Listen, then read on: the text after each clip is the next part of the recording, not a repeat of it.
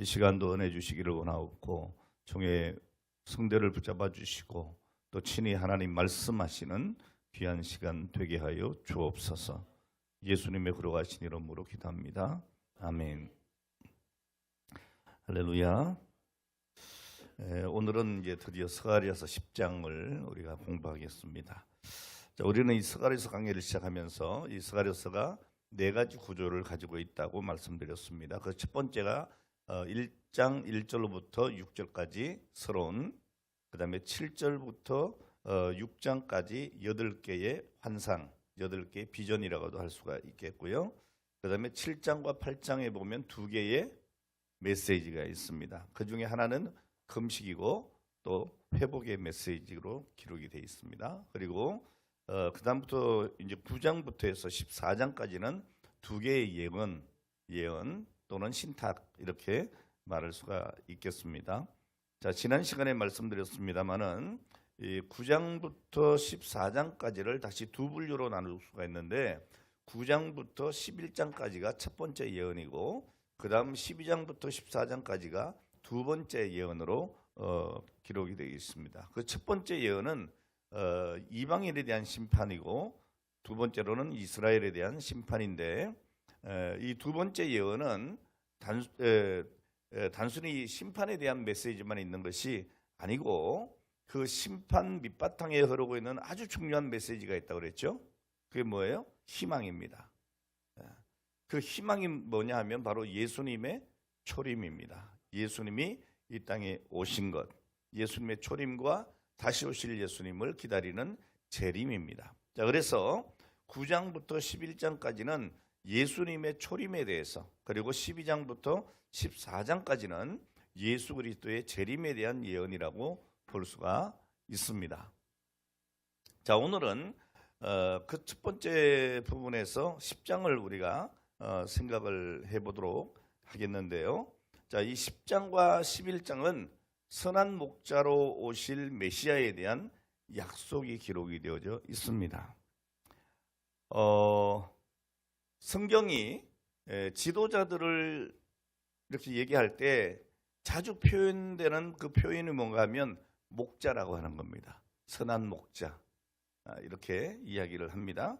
그러니까 이 목자와 양의 관계가 지도자와 또는 그를 따르는 오늘 그런 사람들과의 관계를 아주 아름답게 설명을 해주고 있기 때문에 이 목자와 양의 관계로 지도자와 따르는 자를 이렇게 설명을 하고 있는 것이 많이 있습니다. 자, 오늘 우리 시대에 최대의 문제 가운데 하나가 있다면 뭐겠느냐? 그건 바로 지도자의 상실입니다. 지도자의 상실. 지도자를 잃어버렸다. 자, 이것이 오늘 우리가 살고 있는 이 시대의 비극이고 최대의 비극이라고 할 수가 있습니다. 여러분, 리더십을 연구하고 있는 한 학자가 이런 말을 했습니다. 20세기에 들어와서 일어난 가장 큰 현대인들의 그 의식 변화는 지도자를 그들의 의식 속에서 추방했다는 사실이다. 오늘 현대인들은 지도자라고 하는 데 대해서 별로 신뢰하지 않아요. 큰 의미를 두질 않아요.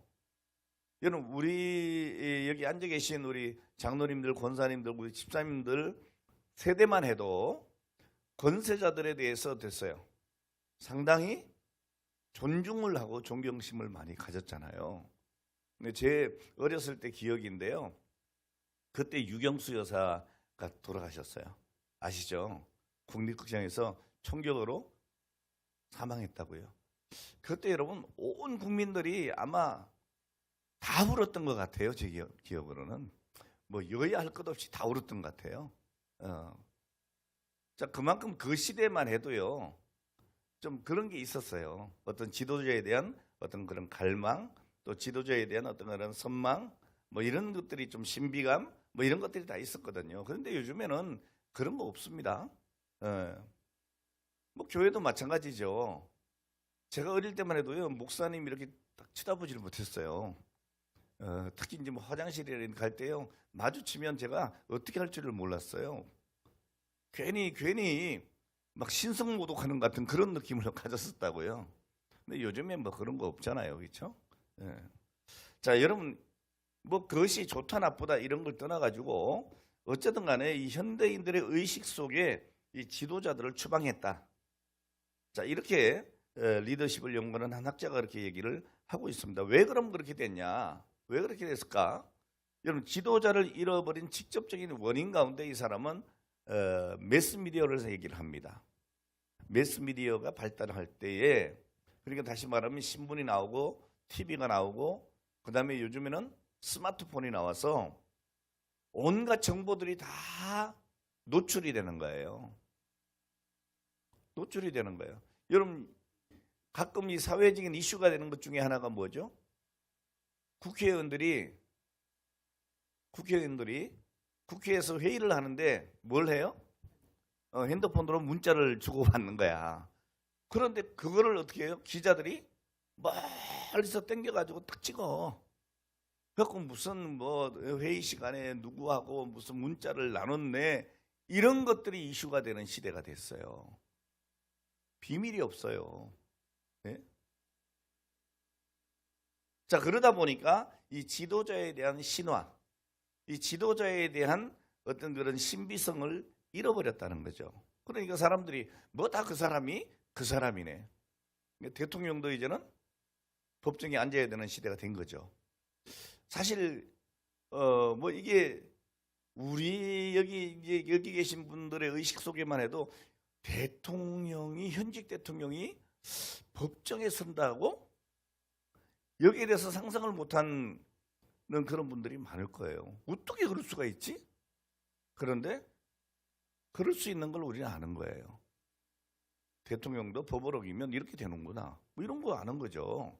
예. 그러니까 그 대통령에 대한 어떤 그런 신비감 이런 게 없어요, 요즘에. 예. 없어요.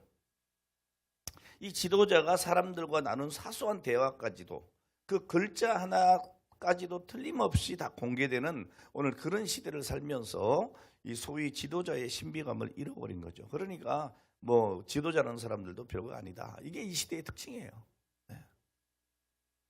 자, 그러나 여러분, 그럼에도 불구하고 지도자는 여전히 필요하다는 사실이죠. 여전히. 여러분, 공동체는 여전히 지도자가 필요해요. 자, 그런데 이 지도자를 신뢰하지 못하는 시대 속에서 그 지도자를 필요로 한다는 오늘 이런 딜레마 속에 우리가 살고 있는 거예요, 지금. 네? 우리가 살고 있는 거예요. 아마 여기 앉아 계신 분들도 옛날에 여러분들이 생각하던 그 목사라고 하는 그 직분의 사람을 보는 것하고 지금 나를 이렇게 보는 것하고는 좀 느낌이 다르지 않을까, 뭐 그런 생각을 해요. 뭐 다 사람이 그렇지, 뭐 다 똑같지, 뭐 목사님은 달라? 새끼 먹는 건 똑같고 화장실 가는 건 다 똑같고 뭐 얘기해 보면 뭐 그게 그거고, 뭐 우리보다 똑똑한 것도 없더라, 뭐 그러면서 이제 막 덤비잖아요. 예? 그러면서 성경 얘기를 해도 자기가 더 성경을 아는 것처럼 얘기하고. 예? 그러니까 이제 여러분, 전문성에 대해서도 흔들리는 시대가 온 거예요. 오는 거예요. 자, 이런 딜레마를 그 하버드 대학의 총장으로 지낸 분이 이런 말로 표현을 잘했습니다. 첫째로, 오늘 우리는 부를 수 있는 노래를 잃어버렸다. 그리고 흔들 수 있는 깃발도 잃어버렸다. 그리고 믿을 수 있는 신조를 상실했고 따라갈 수 있는 지도자를 잃어버렸다. 이렇게 얘기했습니다. 오늘 여러분, 부를 수 있는 노래를 잃어버리고 흔들 수 있는 깃발도 잃어버리고 믿을 수 있는 신조도 상실하고 따라갈 수 있는 지도자를 잃어버린 이것이 바로 이 시대의 비극이라는 거예요. 예. 여러분, 그럼 옛날의 지도자나 지금의 지도자는 뭔가 차이가 있냐? 그렇진 않아요, 여러분. 오히려 오늘날의 지도자들이 훨씬 더 많은 그런 지식을 가지고 있고 지도력을 가지고 있고 훨씬 더 많은 오늘 그러한 것들을 가지고 있어요. 갖추고 있어요. 여러분, 우리나라 초대교회만 해도 그 목사님들이 다 어떤 분들이에요? 대학 나온 분들이 아니에요. 대학은 어림도 없어요. 그렇잖아요? 뭐 석사, 박사? 아이고, 꿈도 꾸지 마세요. 그런데 여러분, 오늘날 목사님이 되려면 기본적으로 석사해야 돼요. 석사. 정식으로 석사를 해야 돼요. 대학 4년 학사하고 3년 MDB 하고 그 다음에 뭐 MA를 하든 THM을 하든 뭘 또 해야 돼요. 저만 해도 학위가 벌써 4개나 되잖아요. 예? 그리고 이렇게 딱 써도 에이 뭐 목사님 뭐 별것 없어 이렇게 생각하는 시대를 살고 있는 거예요. 오늘 여러분 사람 자체가 문제가 아닌 거예요. 지도자는 하나님이 세우시는 거예요. 그 권세에 복종하라 이렇게 성경이 말하고 있잖아요. 이 지도자를 잃어버린 시대의 비극을 우리가 맞이하고 있는 거예요. 자, 오늘 제가 왜 이 말씀드리고 있는가 하면 제 넋두리 하는 게 아닙니다.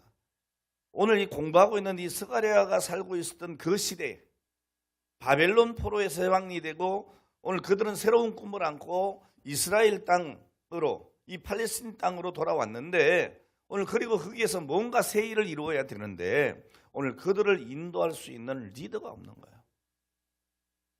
리더가, 지도자가. 근데 정말 없었냐? 그건 아니에요. 자천이든 타천이든 지도자가 있었어요, 없었어요? 많이 있었어요. 자, 그리고 그들에게 기대도 가져봅니다. 그런데 이 포로 귀환기의 이스라엘 백성들은 이런저런 지도자를 통해서 오히려 많은 상처를 받습니다. 그 지도자를 통해서 계속해서 배신도 당하고 속임도 당하는 이런 경험들을 하게 되죠.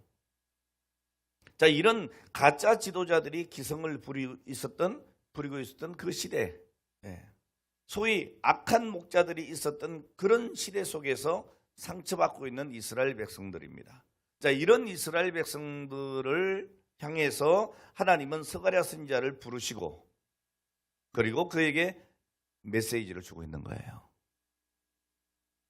자, 오늘 10장의 메시지는 한마디로 얘기하면 이런 겁니다. 여러분 안심하십시오. 그러나 여러분 안심하십시오. 우리가 믿을 수 있는 지도자가 오시고 있습니다.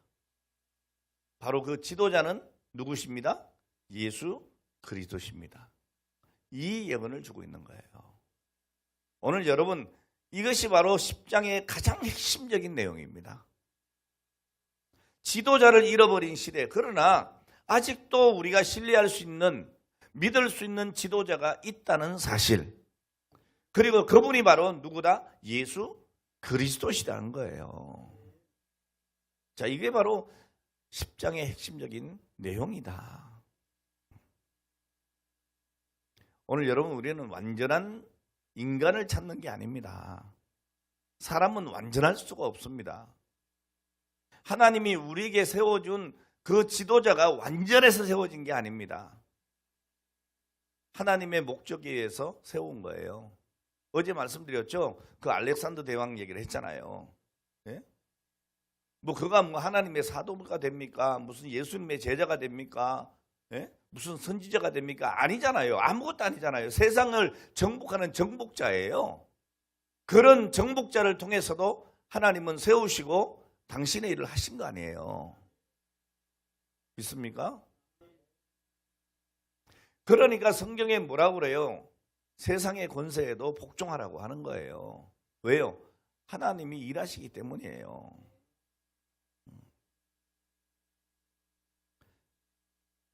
오늘 여러분, 우리가 지도자를 세운다고 하는 것은 완전해서 세우지 않습니다. 제가 여러분들에게 늘 얘기하는 게 있어요. 뭡니까? 제가 21살 때 첫 번째 개척을 했거든요. 21살 때. 그리고 30살 때 이 교회를 개척을 한 겁니다. 30살 때. 그러니 여러분, 무슨 제가 30살 때에 뭐 개척해서 뭐 대단히 뭐 큰 일을 할 수가 있겠어요?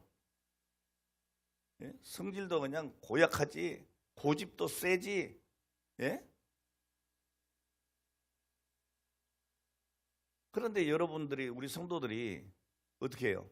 그래도 하나님이 세운 종이라고, 말씀을 전하는 사자라고, 그 하나님 주신 권세에 여러분들이 복종을 하고 순종을 하고 기다려주고 인내하고 지지해주고, 그래서 제가 여기까지 온 거 아니에요.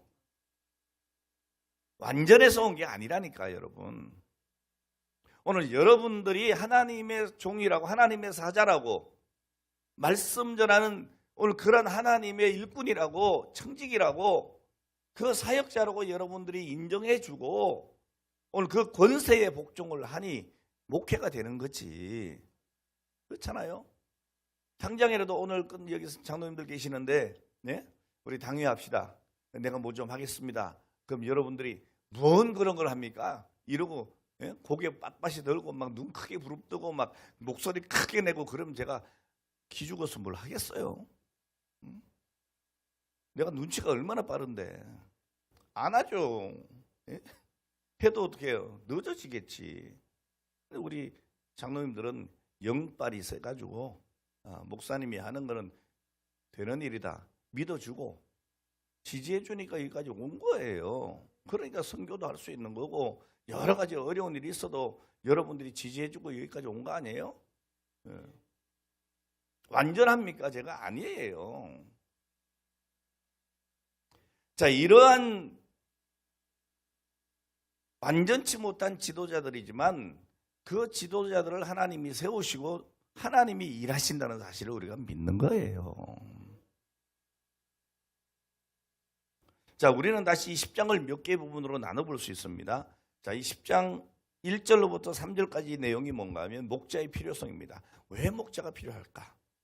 왜 지도자가 필요할까 하는 얘기예요. 그 다음 두 번째는 4절인데요. 목자의 약속이에요. 목자가 오신다는 거예요.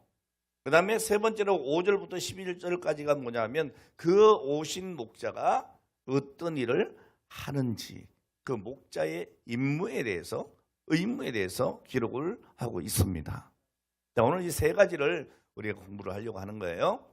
자, 첫 번째 목자의 필요성입니다. 자, 1절부터 3절까지인데요. 뭐 우리가 시간을 절약하기 위해서 읽지 않겠습니다. 그러니까 여러분들이 미리 본문이 나가잖아요. 그러니까 오시기 전에 한번 다 읽고 오셔야 돼. 그래야 빨리빨리 이해를 하고 우리가 말씀에 집중할 수 있습니다. 자, 1절과 3절의 내용이 뭐라고요? 목자의 필요성이에요. 자, 무슨 얘기인가 하면 여러분 참된 목자가 없으므로 백성들이 방황을 합니다. 고통을 당합니다. 자, 이것이 10장의 첫 번째 메시지예요. 그 2절 마지막 부분에 보시면 백성이 어떻다고요? 양같이 유리하고 그랬어요. 백성들이 양같이 유리한다. 무슨 말이에요, 여러분? 목자가 없는 양떼의 모습이에요. 여러분 지금 우리나라가 왜 이렇게 막 경제가 지금 흔들리고 이 외교가 지금 엉망진창이고 지금 왜 그러죠? 대통령이 있으나 없기 때문이에요.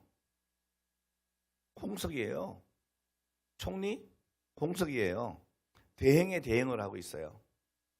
자, 그런 대행에 대행을 다른 나라 국가 원수가 동등하게 일을 하려고 할까요? 안 하는 거예요. 그러니까 빨리 이거 정리가 돼야 됩니다.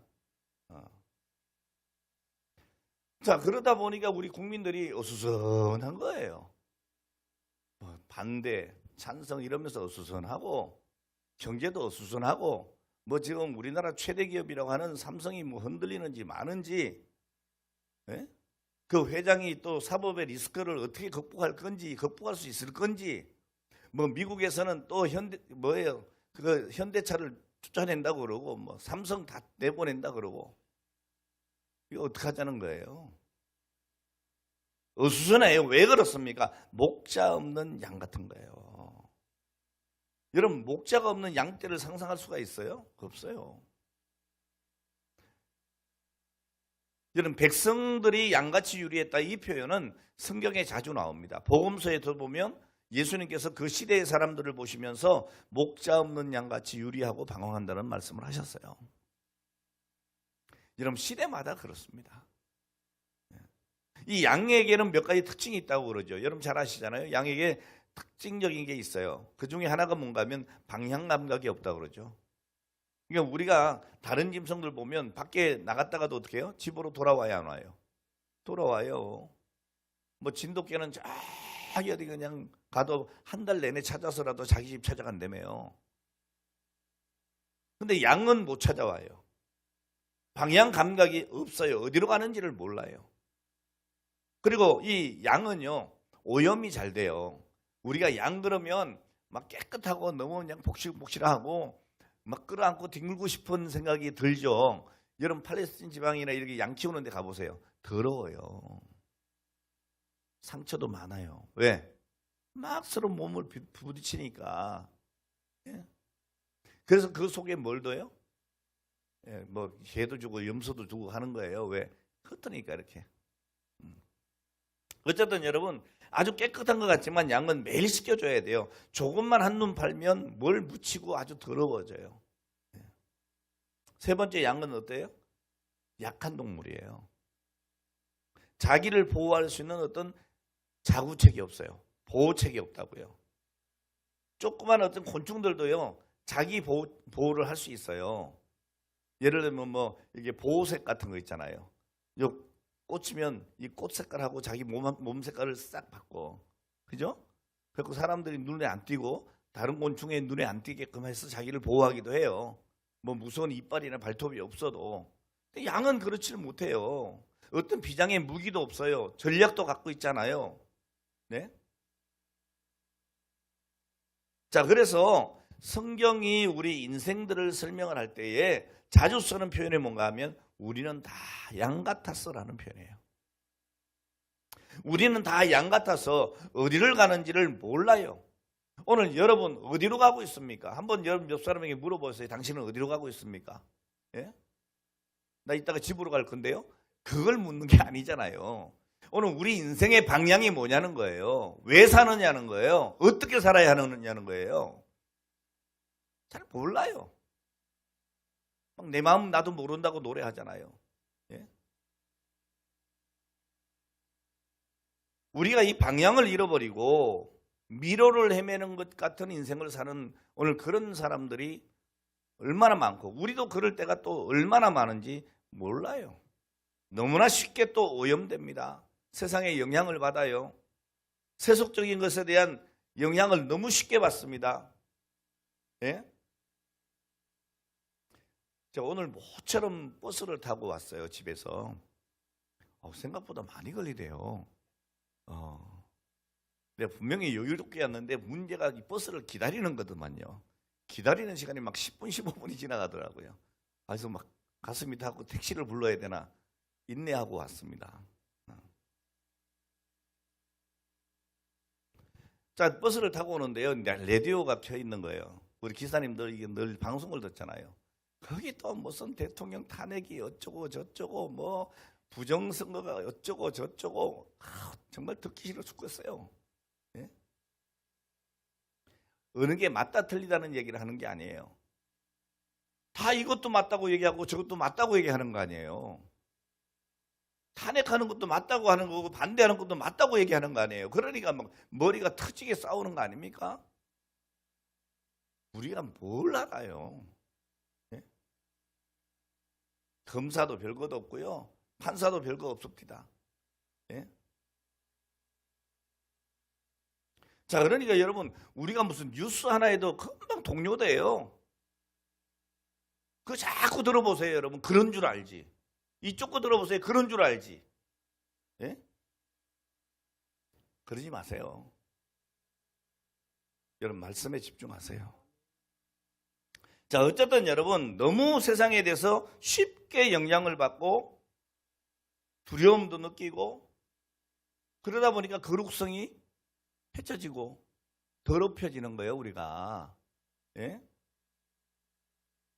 자, 그래서 여러분 양에게는 목자가 필요한 겁니다. 제가 그전께인가도 얘기했잖아요. 목사님들도 모이면 막 정치 얘기를 하고 이쪽이 낫네. 우파니 좌파니. 난 예수파예요. 제발 좀 목사님들까지 그러지 말자고 내가 그랬어요.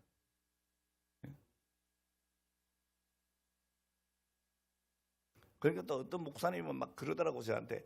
목사님, 우리 목사의 사명이 뭡니까? 틀린 건 틀리다고 얘기해야 될 거 아닙니까? 엄청 어이롭더라고. 그래서 내가 그랬어요. 목사님들 중에도 좌측이 있고 우측이 있어요. 다 자기가 맞다고 주장하는 거예요. 그러니까 그런 얘기 하지 말고 예수 그리스도를 통해서 우리 구원받았습니다. 구원받은 우리는 거룩하게 해서 이런 거 하자고. 나는 난 뭐 성향이 없는 줄 알아요? 저도 있어요. 저도 왼쪽 아니면 오른쪽 있어요. 저한테 말을 안 할 뿐이지. 그러니까 이 목사님은 또 그런 목사님도 비겁한 거 아니냐 이래. 비겁한 게 아니고 내 사명은 정치가 아니고 말씀 가리키는 거다. 그렇잖아요.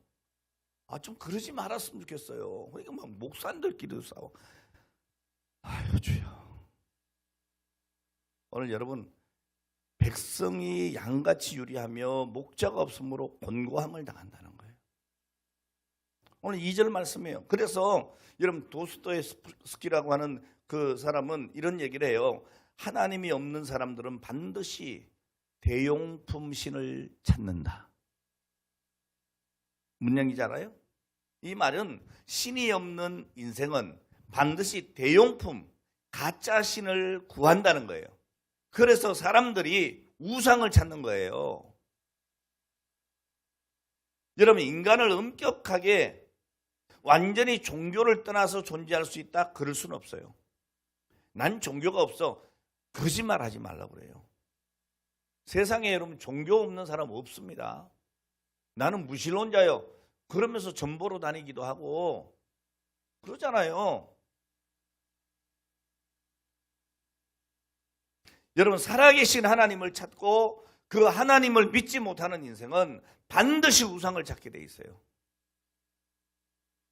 오늘 본문에도 이스라엘 백성들에게서 오늘 그런 모습을 볼 수가 있습니다. 이스라엘 백성들이 참되고 살아계신 하나님을 알면서도 조금만 이들이 어려움을 당하면 오늘 그 신앙이 흔들리면 어디로 달려가요? 우상으로 달려가는 거야.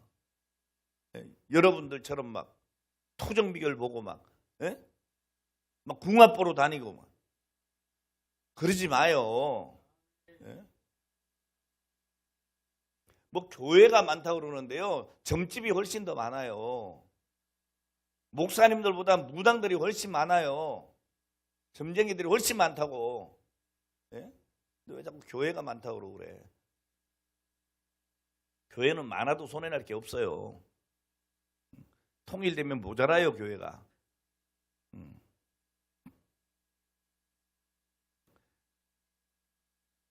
오늘 본문에도 이스라엘 백성들의 그런 모습이 있어요. 이 살아계신 하나님을 아는데도 불구하고 우상에게 달려가요. 왜 그렇습니까? 여러분, 이 우상은요 매력이 있어. 무슨 매력이 있어요? 보이잖아요, 장로님, 그죠? 보이는 매력이 있어. 당장 눈에 있는 거야. 그러니까 사람들이 막 부적 같은 거 넣고 다니잖아요. 그렇죠? 막 베개 속에도 뭐 넣고 부적 넣고 막. 여러분들은 우상 안 달고 다녀요? 안 달고 다니세요? 어떤 분은 그런 거, 나 이거 안 갖고 다니면 뭔가 좀 이상해. 뭐 그러면서 뭐 하나 넣고 다니는 사람들 있어. 나는 이게 이거 없으면 괜히 이상해지더라. 뭐 이런 거. 그래서 뭘 넣고 다녀? 뭐 반지를 낀다더니 그것도 다 여러분 이게 의지가 되는 경우가 어디 있어요? 오늘 여러분, 우상은 뭔가 보인다는 매력이 있어요. 하나님은 안 보이는데 우상은 구체적으로 내 눈에 딱 보이는 거거든. 오늘 10장 2절 첫 번에 보면 뭐가 나오는가 하면 드라빔들은 흩어난 것을 말하며 그랬어요. 드라빔. 이 드라빔 그러니까 생각나는 게 있죠. 뭐가 생각나요? 누가 생각나요? 라헬이 생각이 듭니다. 역시 우리 장로님. 라헬이 생각이 나요. 여러분, 이 야곱의 이 부부가요, 외삼촌 집에서 이제 자기 고향을 찾아 나가면서 나갈 때에 이 라헬이 자기 아버지의 드라빔을 숨겨서 나가요. 이 드라빔이 뭔가 하면 일종의 가정수호신이에요. 가정수호신. 여러분, 일본의 종교들이 어마어마하게 많습니다. 가정마다 막 가정신이 있어요. 여러분들 집에는 없어요? 우리 집에 이거 없으면 좀 뭔가 우리 좀 불안해 뭐 이런 거 빨리 치우세요. 그러면 이 드라빔이라고 하는 것이 그런 일종의 가정 수호신입니다. 한 가정을 지키는, 가족을 지키는 수호신. 이걸 여러분 라헬이 숨겨갖고 나와. 왜 그럴까요? 여러분 라헬이 하나님을 믿어야 안 믿어요? 믿어. 믿는데 안 보이는 거예요, 하나님이. 근데 이 드라빔이라고 하는 게 눈에 보이잖아요. 아, 좀 뭔가 이게 가는데 이게 불안한 거 아니야. 자기 집 떠나가지고 이제 뭐 자기 남편 따라 가는데, 예? 누가 반겨줄 사람이 있는 것도 아니고, 반겨주기는 하는데 어떻게 해요? 죽이려고 반겨주는 거 아니에요. 불안하니까 이 드라빔을 딱 훔쳐갖고 나온 거죠. 이게 뭐 도움이 좀 되지 않을까. 막연한 이런 거. 예? 오늘 여러분 종종 예수 믿고 신앙생활 하면서도요, 너무 긴박해지고 마음이 절실해지고 또 두려운 일들이 생기면 가끔 뭘 보죠? 여러분은 절대로 안 하지만 사람들 보면 저 사람 예수 믿는데 어딜 가요? 전 보러 간다니까. 솔직히 한번 자수해봐요. 이젠 가지 마세요.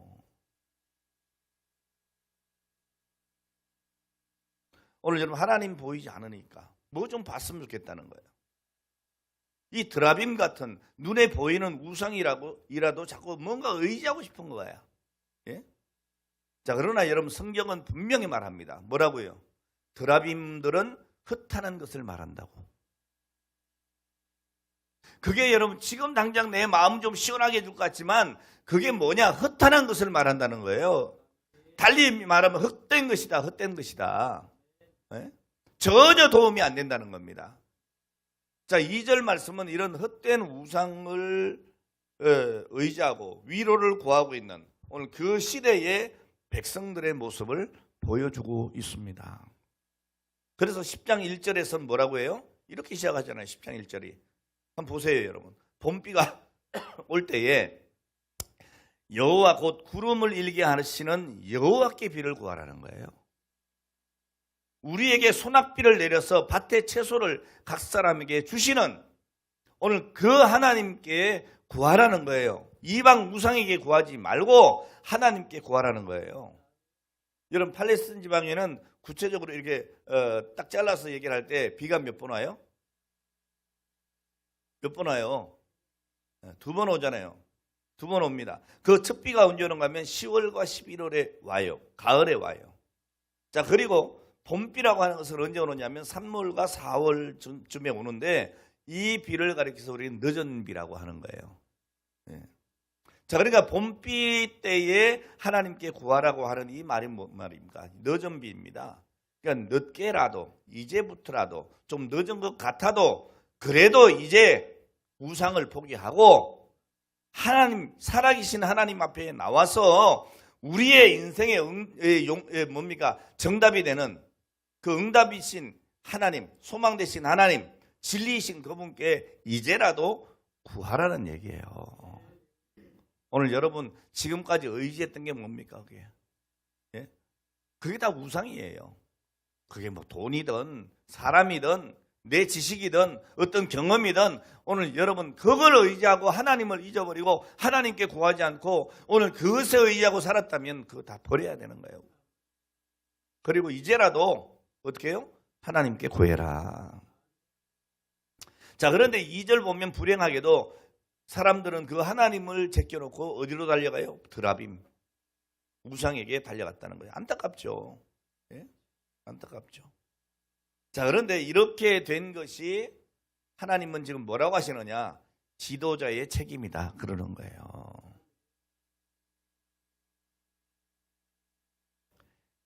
3절을 보니까 내가 목자들에게 노를 바라요. 그랬어요. 내가 목자들에게, 지도자들에게 노를 바란다. 내가 숫염소를 벌하리라 그랬어요. 그러니까 백성들이 이지정이 되도록 목자들이, 지도자들이 뭘 하고 있었냐는 말이죠. 이 말은 무슨 얘기가 하면 이 땅의 영적인 지도자들의 책임이 중하다는 거예요. 그리고 지도자는 다른 거 하지 말고 뭘 해요? 살아계신, 참되고 살아계신 하나님을 볼 수 있도록, 그 하나님을 의지할 수 있도록, 그리고 그 하나님께 기도할 수 있도록 지도하라는 거예요. 인도하라는 거예요. 그러니까 이러한 지도자들이 제대로 역할을 하지 못하니까 사람들이 우상에게 달려가고 점집 달려가고 오늘 그렇게 하고 있다고 지금 하나님께서 노하시는 거예요. 3절에 내가 목자들에게 노를 바라여 내가 순념소를 벌하리라. 왜 순념소가 나오죠? 왜 여기 느닷없이? 여러분 염소 떼가 다닐 때는 항상 앞에 뭐가 있어요? 리더가 있어요. 자, 이것이 순념소예요. 다시 말하면 이 리더에 대한 상징이에요. 그런데 이 리더들이 무엇을 하고 있어요? 내가 그들에게 분노한다. 그래서 백성이 참되고 살아계신 하나님을 떠나서 우상을 쫓고 있다. 이것을 하나님은 지적을 하시는 거예요. 이게 그 시대의 비극이었다는 거예요. 그럼 이것이 여러분 스가랴 시대 때만의 비극인가요? 아니잖아요. 오늘날도 오늘 그런 비극이 있다는 것을 우리가 알아야 돼요. 그래서 우리는 여러분 지도자를 위해서 기도해야 되는 겁니다. 하나님 우리에게 참된 지도자를 주시옵소서. 그건 여러분 완전한 사람을 달라고 하는 얘기가 아니에요. 아까 제가 얘기했지만 오늘 지도자를 하나님께서 세워 쓰실 수 있도록 오늘 여러분 구해야 되는 거예요. 자, 이렇게 지도자의 필요성, 목자의 필요성을 강조하고 있는 것이 10장의 첫 번째 메시지입니다. 두 번째로 목자가 오실 것을 약속합니다. 참된 목자. 4절입니다. 뭐라고 합니까? 4절은 다 같이 읽죠. 시작.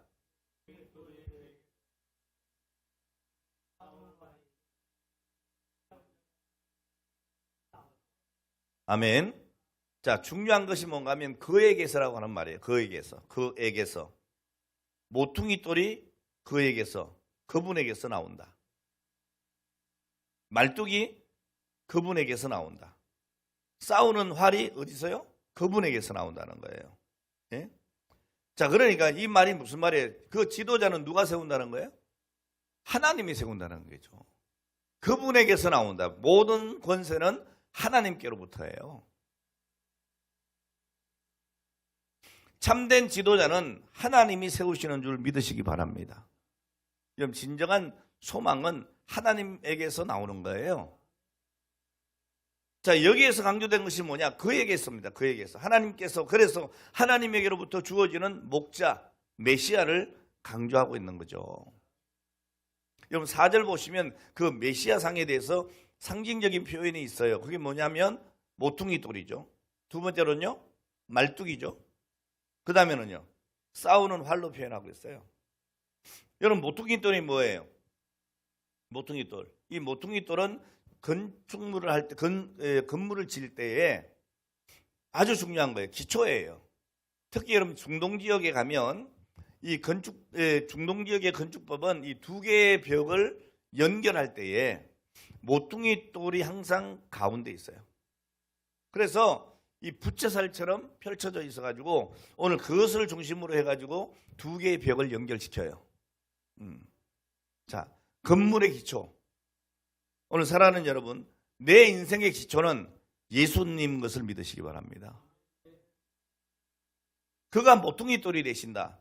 하나님이 보내주신 메시아, 내 인생의 진정한 지도자, 내 삶의 기초가 되어주시는 분, 내 인생의 모퉁이가 되시는 분이 주님이십니다. 두 번째로 말뚝이라고 표현합니다.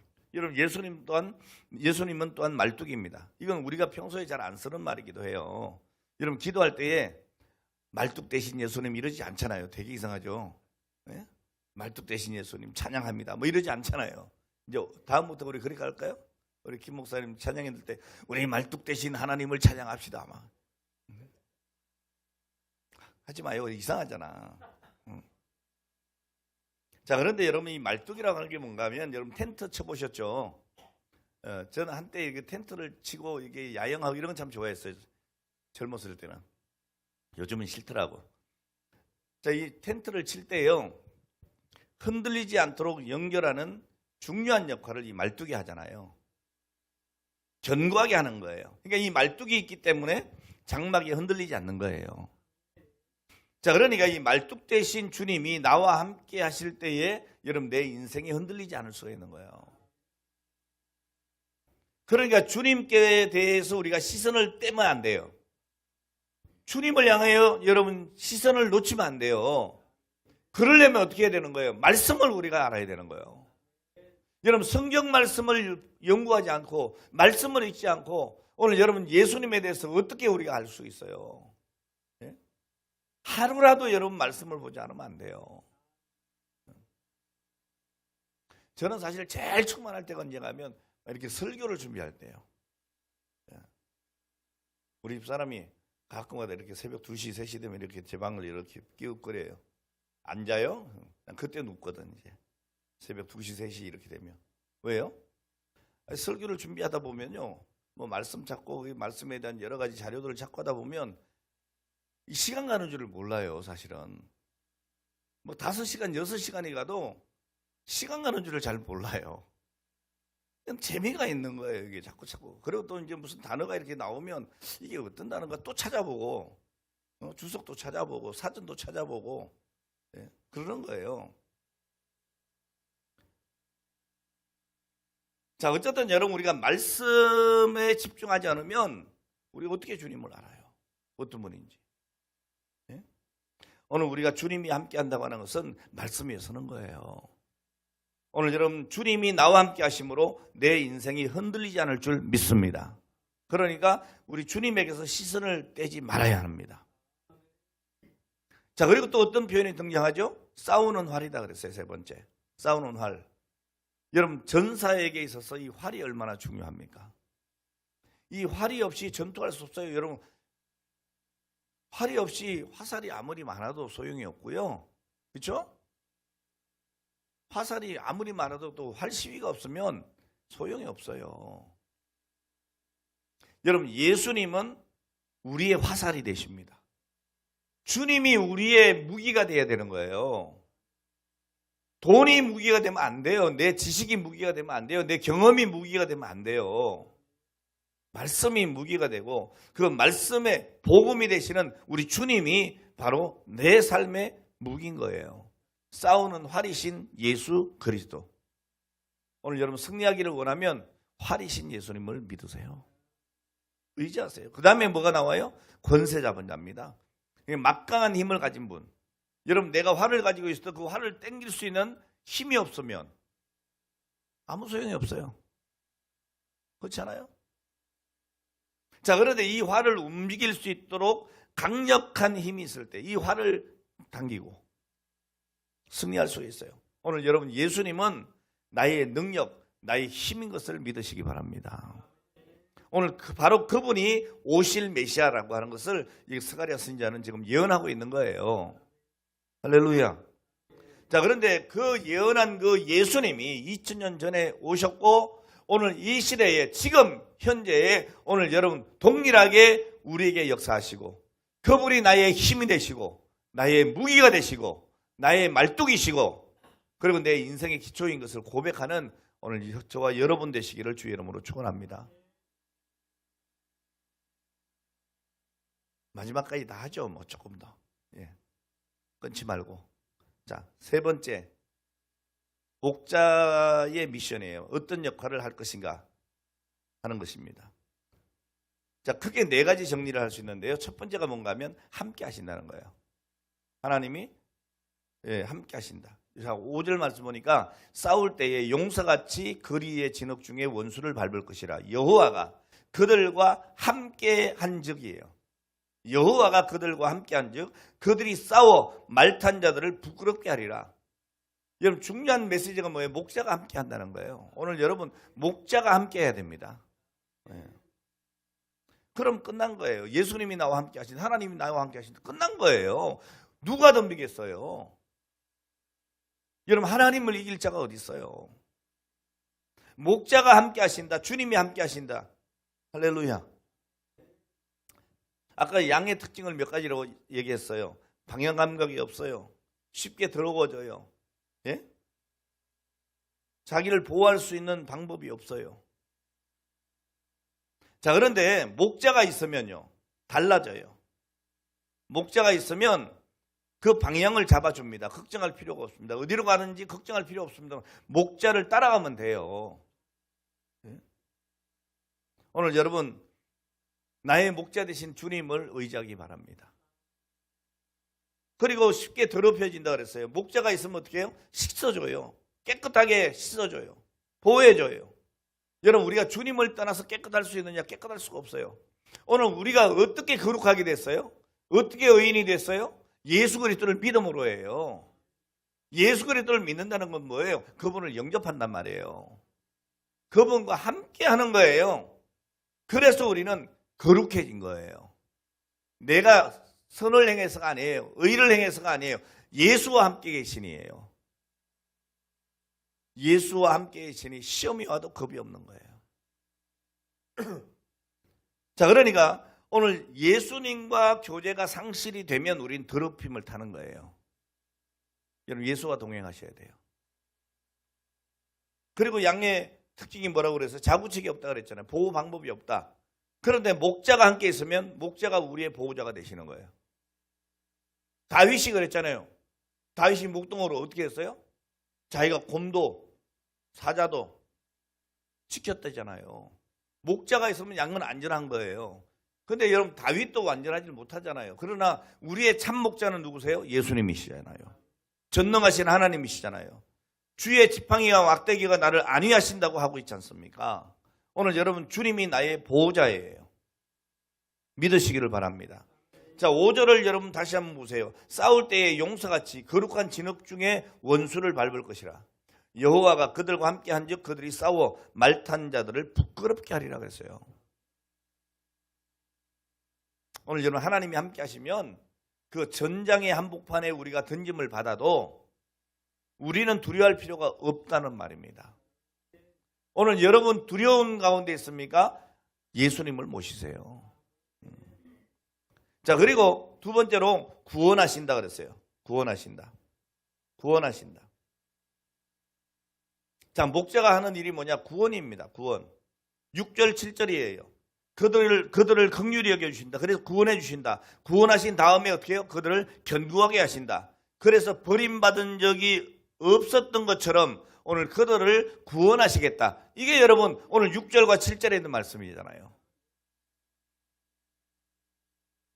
여러분 내가 위험에 처할 때에 나를 다시 구원해 주시는 그분, 나를 그 위험 속에서 구출해 주시는 오늘 그분이 함께 하시고, 내가 위험에 처할 때에, 내가 슬럼프에 빠질 때에 나를 그 구덩이에서 빠져나가게 나올 수 있도록 도우시는 분, 능히 도우실 수 있는 분, 오늘 그분이 바로 예수님이십니다. 그리고 세 번째 뭡니까? 회복시켜 주세요. 만신창에 대해서 구원했으니까 이제 너 마음대로 살아라 그러지 않으세요. 회복시켜 주세요. 자, 말씀 다시 정리합니다. 목자가 오셔서 하시는 일이 뭐냐? 함께 하십니다. 그리고 구원해 주십니다. 자, 그리고 회복시켜 주십니다. 여러분 8절 이하 11절까지 말씀인데 8절을 보면 내가 그들을 향하여 휘바람을 불어 그들을 모을 것은 내가 그들을 구속하였습니다. 그들이 전에 번성하던 것 같이 번성하리라. 할렐루야. 오늘 여러분 우리가 주님 앞에 붙들림바 되면 우리가 만신창이가 되도록 깨졌어도 회복시켜 주세요. 이전의 번성을 되찾게 해주신다는 거야. 여러분 목자가 휘바람을 불면 양들이 어떻게 해요? 양떼들이 다 모입니다. 뭐예요? 여러분 우린 주님의 음성을 들을 줄 알아야 돼요. 오늘날 여러분 이 시대의 비극이 뭐냐? 우리 주님이 휘바람을 불어도 안 모이는 거예요. 주님의 말씀에 모여야 되는데 안 모이는 거예요. 이렇게 특별 기도를 해도 안 오는 거예요. 안 오는 건지 못 오는 건지 나도 몰라. 그런데 여러분 이 시대가 그렇게 만들어버렸어. 예전에는요 뭐 특별 기도에다 그러면 막 직장도 중간에 나오는 거 뭐라 그래요? 조퇴. 난 중퇴인 줄 알았어. 조퇴하고 그냥 예배 시간 나오잖아요. 그랬잖아요. 뭐 아닌 것처럼 그래요. 요즘에는요 집에 TV님이 계셔가지고 그 텔레비전님을 벗어날 수가 없어. 그래서 뭘 봐야 되는 거야. 뭐다 그래서. 예전에는요, 막노동을 하고 니아가를 끌고 장사를 하다가도요, 교회에 나왔어요. 요즘 뭐 조금만 거시기 하면 거시기 하잖아요. 네? 오늘 여러분 목자가 휘바람을 불면 양떼들이 다 모여요. 목자의 소리인 줄 알고 일제히 집합을 해요. 흩어졌던 오늘 이스라엘 백성들, 죄를 범하고 하나님의 징계에 의해서 바벨론과 아수르로 전 세계로 흩어졌던 오늘 그들을 하나님이 다시 모아주시겠다는 거 아니겠어요? 오늘 우리 교회도 모여지는 역사가 있기를 바라요. 올해는 좀 모여지는 역사가 있기를 바라요. 그냥 등록교인들만 다 나와도 자리가 꽉 찰 텐데 뭐 그런 것도 돌아가면서 해 막 나왔다가 말았다가 이 사람 나오면 다음 주에 저 사람은 안 나오고 막 저 사람이 안 나오던 사람이 나오면 또 이 사람이 안 나오고 막. 자, 어쨌든 여러분 모여야 돼요. 모여야. 모을 것이다. 내가 그들을 구속하였습니다. 그들이 전에 번성하던 것 같이 다시 모여 또 한 번 더 번성하게 하겠다. 하나님의 약속이에요. 자, 그리고 9절에 뭐라고 합니까? 내가 그들을 여러 백성 가운데 흩으려니와 그들이 먼 곳에서 와서 나를 기억하고 그들이 살아서 그들의 자녀들과 함께 돌아올지라. 다시 돌아온다. 회복이에요. 다 돌아온다. 그러니까 여러분 걱정하지 마세요. 기도하시고 말씀 안에 우리가 깨어있으면 돌아온다. 어거스틴 같은 그 망나니 같은 아들도 모니카의 기도를 통해서 그 어머니의 기도를 통해서 돌아왔다는 말이에요. 그리고 성자가 됐어요. 성자가. 걱정하지 마세요. 회복된다. 돌아온다. 약속이에요. 자, 10절에 보니까 뭐라 그래요? 내가 그들을 애굽 땅에서 돌아오게 하며 그들을 아수르에서부터 모으며 길르앗 땅과 레바논으로 그들을 이끌어 가리니 그들이 거할 곳이 부족하리라 그랬어요. 이게 뭐예요?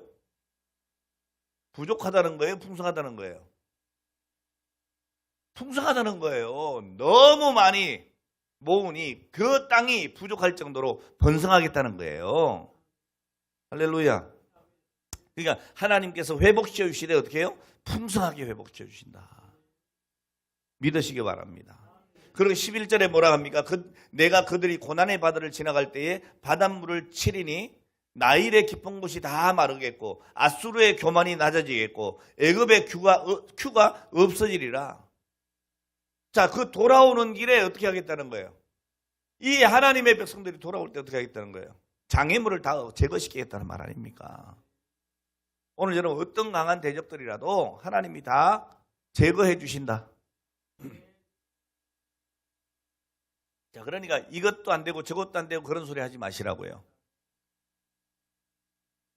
여러분 이 이스라엘 백성들이 애굽을 탈출해 가지고 홍해를 건너고 물이 없어 목말라 할 때 하나님께서 뭐라고 그래요?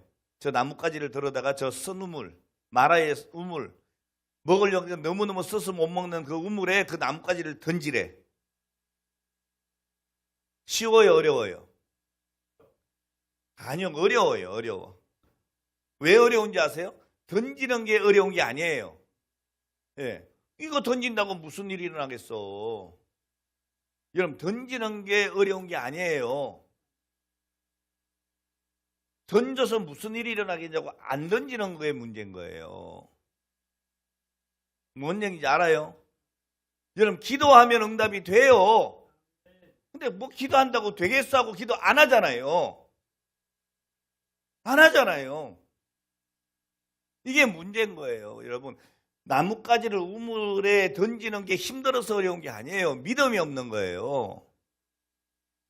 강단에서 아무리 외치고 또 외치고 이 목사가 막 목이 쉬도록 외쳐도 믿음이 없으니까 안 하잖아요. 실천을.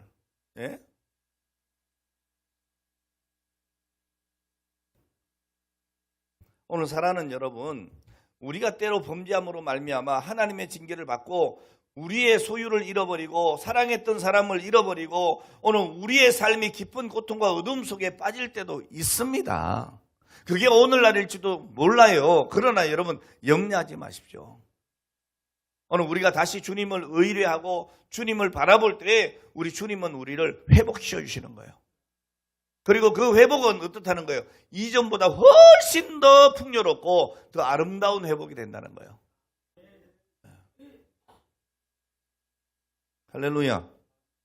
그러면서 마지막 약속이 뭐냐? 견고하게 하신다는, 견고하게. 여러분 회복시킨 다음에는 어떻게 하냐? 아주 견고하게 하신다는 거예요. 여러분 12절이에요. 내가 그들로 나 하나님을 의지하여 견고하게 하리니 그들이 내 이름으로 행하리라.